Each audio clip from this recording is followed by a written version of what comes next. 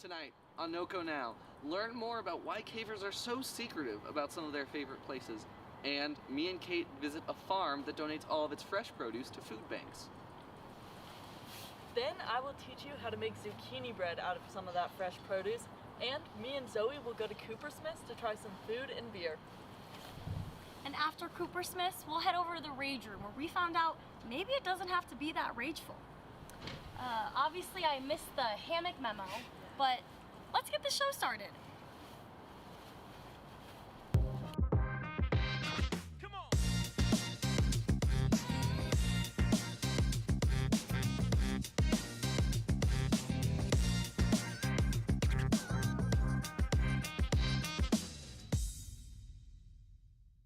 I'm deep underground in one of Earth's harshest environments, and I can't tell you where I am or how I got here. Out of respect for the cave and the area, we decided to film all the other talking parts outside. Part of what makes caving so secretive is in the service of conservation. Caves form over millions of years and can be easily damaged, even just by the oils on your skin. I met with Shiloh McCollum, a cave entomologist, to learn more about what makes this environment so unique.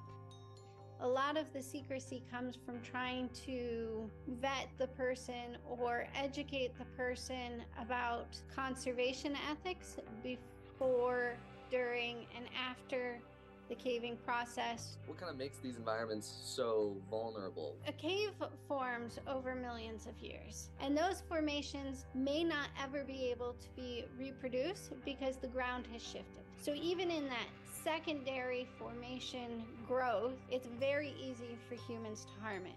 And then there's also breakage, because sometimes humans want to go see really cool passages that are really tight, and you accidentally break, let's say, a helictite, and that will never grow back ever again. What are some of the things that people have to consider when they do it? Human presence alters an ecosystem. We have lots of bacteria in our hair and our skin. When we walk into a cave, we're shedding our skin, we're shedding our hair, we're leaving behind bacteria.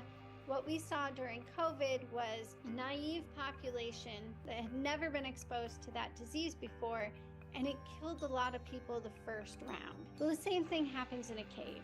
If we introduce a disease by accident, it's affecting a new naive population, and we can wipe out 90% of that population without even knowing it, particularly if we never studied the before and have nothing to compare when it's after. Decon procedures help limit cave populations to potential pathogens. So it's good practice because it'll still limit potential exposure to new organisms that can kill those endemic cave species. It's extremely important to protect these fragile environments, as once they're gone for good, and you'll never have a cave just like it. But also going into a cave without proper experience can be extremely dangerous.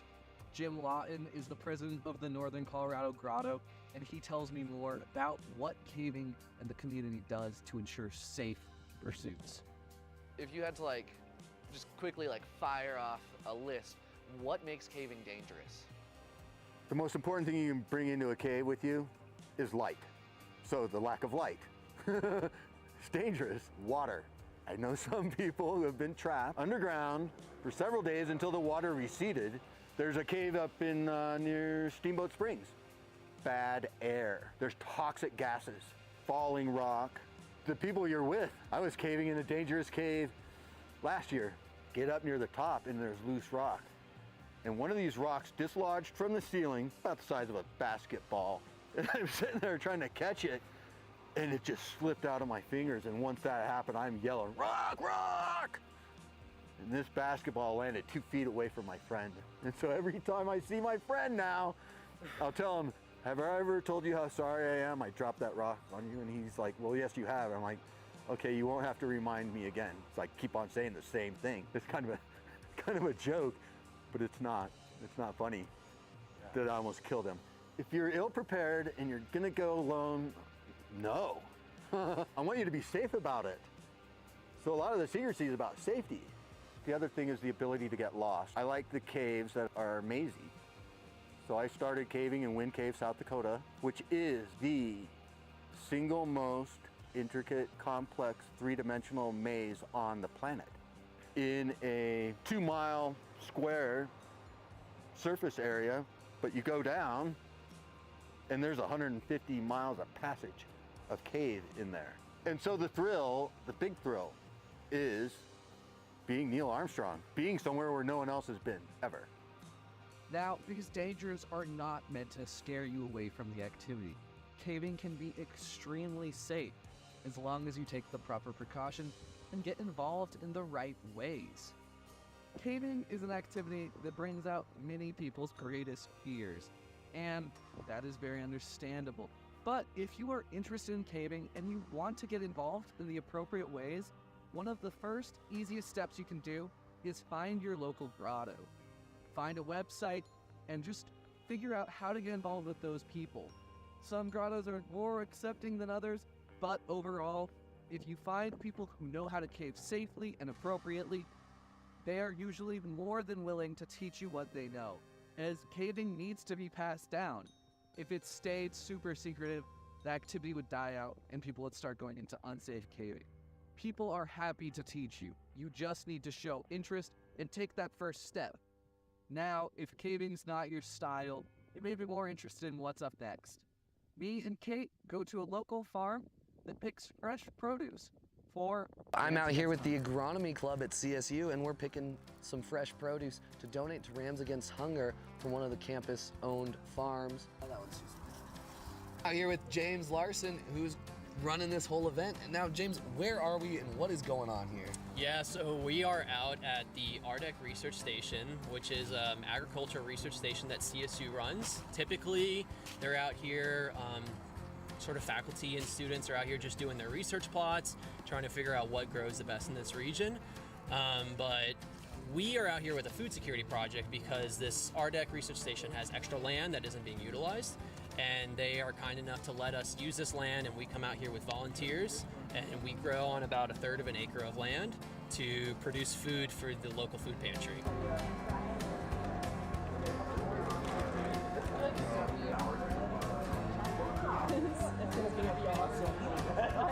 Keep going. Lucas, what is the Agronomy Club all about? The Agronomy Club, we're department affiliated with Soil and Crop Sciences, and we're just a handful of students that are passionate about agriculture and our whole food system. We're out here today helping pick some produce. TSU is a big agricultural school, and we're really happy to represent and kind of just get more people in the know. And that does it for us here. And a benefit if you choose to volunteer, they let you take any produce you want home. And unlike caving, this is a lot more open to the public and less secretive. You did a lot of really good farming. Yeah, thanks. So, what are you gonna make with all this stuff? I think I have to make some zucchini bread. Did you see those zucchinis in that garden? They were huge. And maybe some other little surprises. Up next in NOCO Cooks. Yeah, what do we say? Let's go. Let's go cook. Hi, and welcome back to NOCO Eats. I'm your host, Kate Sherman. I was so excited to go harvest all of those fruits and vegetables with Adam, and the moment I saw these zucchinis, I knew I had to make zucchini bread. Now, I am not the greatest baker, or at least I haven't baked in a really long time, but I have hope, because with fresh zucchini, it can't go that wrong, right? So first, we have to get together our ingredients. Start with your flour and sugar, a little bit of salt and some baking soda. And then we need a little bit of vanilla extract and some cinnamon for some flavoring. I got some walnuts because I love a little bit of crunch. And then you need some vegetable oil, some eggs, and of course, your zucchini. Let's get to measuring and mixing. Now we're gonna get 1.5 cups of sugar. Now we're gonna get 2 cups of flour.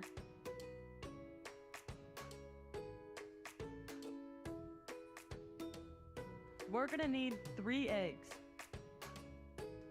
Next, you need 1 tablespoon of cinnamon.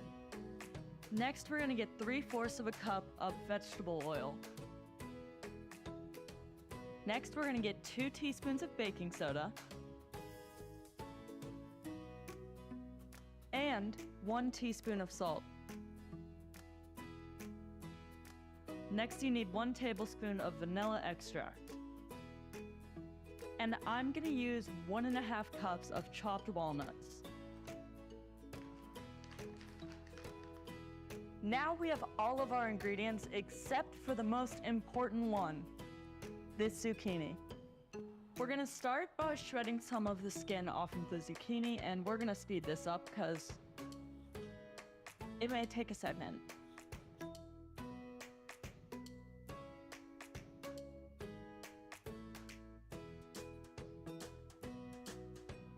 Now we are gonna chop off the ends of our zucchini, of course.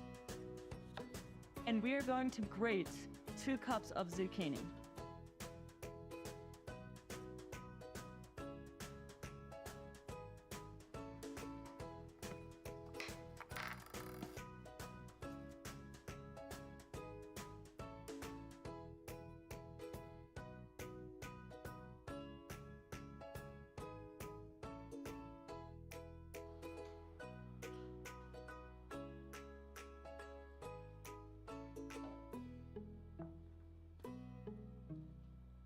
Bam.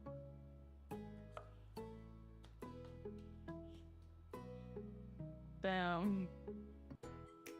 Now we're going to combine all of our dry ingredients in one bowl. And then we're going to add all of our wet ingredients in another bowl.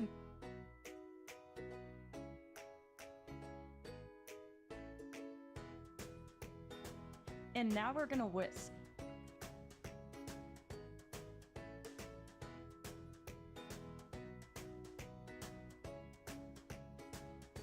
And then mix your dry ingredients.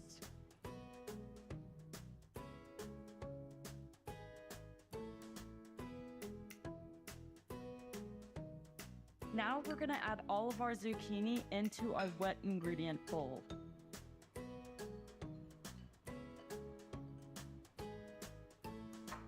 And mix it all up.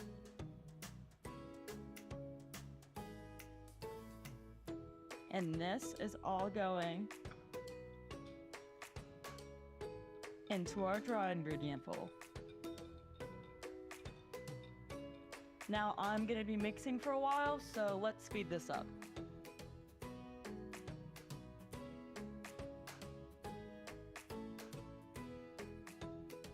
Now that this is relatively mixed, we're gonna add in all of our walnuts.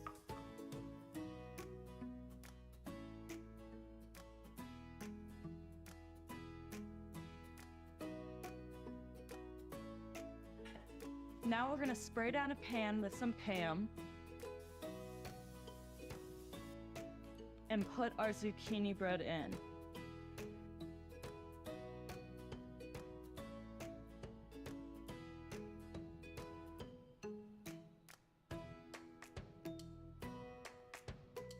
Now I'm gonna add a little bit of extra cinnamon on the top, just for some flavor. This entire time, I should have been preheating the oven. Let me just really quick figure out how long to cook zucchini bread. Is this an 8x4 pan? Do any of you know? I don't know, probably. So we're gonna preheat the oven to 350, and it says to cook this for an hour. So we're gonna throw this whole thing in the oven for the next hour.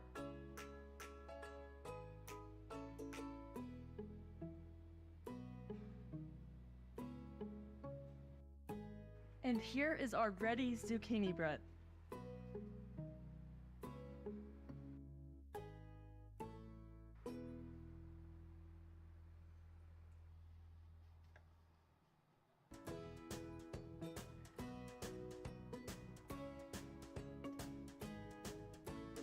Here is our zucchini bread all done and ready to eat, and I'm gonna try a bite. We'll see. I want like a good bite, you know. Gotta start off at the peak. Here we go. That's so good. I'm so proud of myself. Buy a zucchini. No. Go get a zucchini from the farm. And this just from a farm, got a zucchini and some other ingredients. So good, love it. Well, that's all the cooking I will be doing for today, but don't worry because the food will continue on. Wow, that was some good zucchini bread, but it was nowhere near restaurant quality food. Yeah, and even though I think you have great cooking skills, I think that Cooper Smith's might be a little higher grade. Yeah, and I definitely don't know how to brew beer in the same way they do. No, you don't, but I think let's go check it out and see the beer they brew and the food they make. We'll see.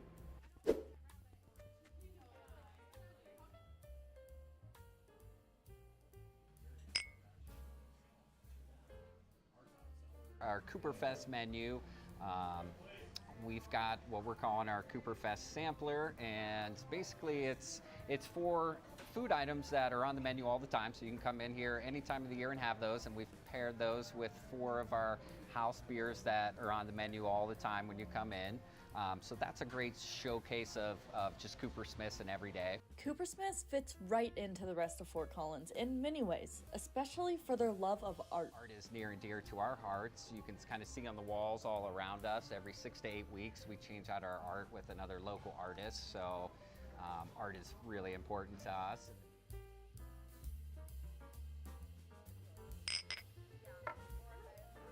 My name is Chris McCombs. I am the head brewer of Cooper Smith's Pub and Brewing, and I'm responsible for all beer production here at Cooper Smith's. The Oktoberfest is my current personal favorite, which is a traditional German-style fest beer. Munich malt, Pilsner malt, some noble hops, Tettnang, that sort of thing, and it's fermented for about a month with a lager yeast, very cold, and then we lagered it for 2 months. Not only is Chris an experienced brewer, but he also spends his time teaching at our very own Colorado State University. You know, everything helps me. I'm learning all the time, so being in that position helps me with brewing because of networking and ideas I get from the students. Discussions that we have will come and bleed over into things I do here. Moving on from learning about brewing beer, it's time to learn about what kind of food Cooper Smith's has to offer. My favorite thing we did tonight was the fried chicken taco, and it has a beer cheese sauce on it and pico de gallo. And the beer cheese is made with green chili beer, and it is paired with green chili beer, and they complement each other very well. Wait a sec. They complement each other very well. Now it's Kate and I's turn. This beer definitely has a little kick to it. It's paired with the chicken tendy taco. Cooper Smith's is famous for their tacos here, or their chicken tendy tacos here, and honestly it lives up to the hype. Along with this beer, it's a little spicy for me, has a kick, but it honestly tastes great. I'm also trying the chili beer. In contrast to Zoe though, I love this beer. The kick is perfect, it pairs perfectly with the taco. I think it is such a good match.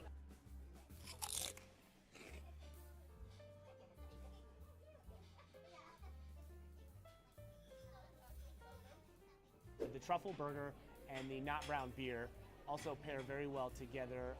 The caramel notes of the nut brown, the sweetness, brings out kind of, or contrasts, I should say, the umami and richness of the truffle burger with the mushrooms and truffle aioli and Swiss cheese. Just kind of wanted to show the community and everybody that we've really been able to focus more on the pub side and the food and the beer and the atmosphere, and just kind of want everybody to know that Cooper Smith's is still here, we're doing well, and come down and see us and enjoy. We're the heart of Old Town. We've been here for 34 years, and if you haven't tried us, you really should.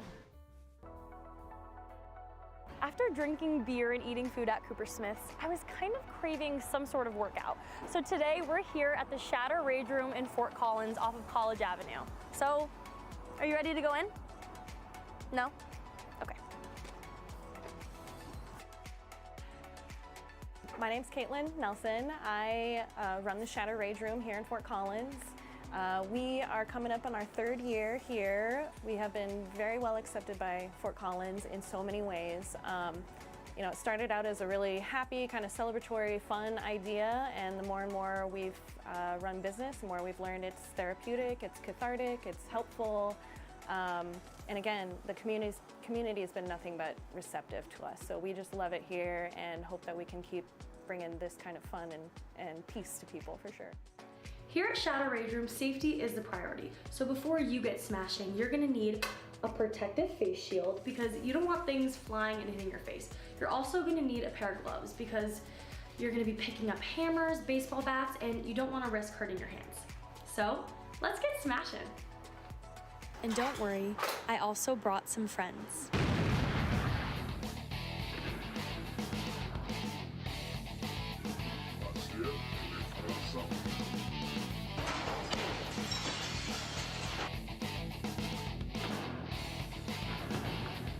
It is fun to smash things, but maybe there's more to this.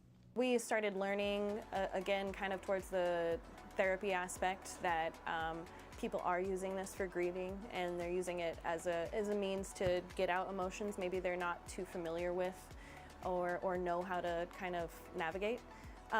So we ended up actually introducing a new package for these people. It's called Good Grief. You know, we paint all the stuff black and we put color inside, kind of representing, you know, breaking through the darkness and kind of turning a turning point in life.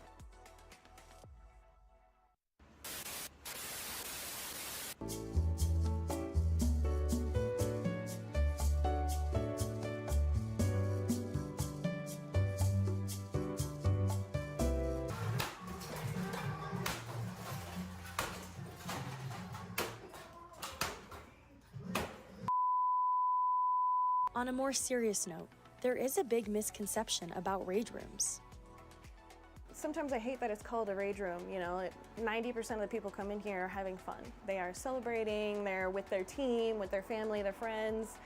You know, it should be called a happy room, but it doesn't really portray what we do in here. So it is kind of like a misnamed kind of industry, I think. You know, it helps with so much more than rage. Wow, smashing that coffee machine in the end almost made me shed a tear. That was sad. I love coffee so much. No, I love coffee so much too, and out of all the things we smashed, that one was definitely the most heartbreaking.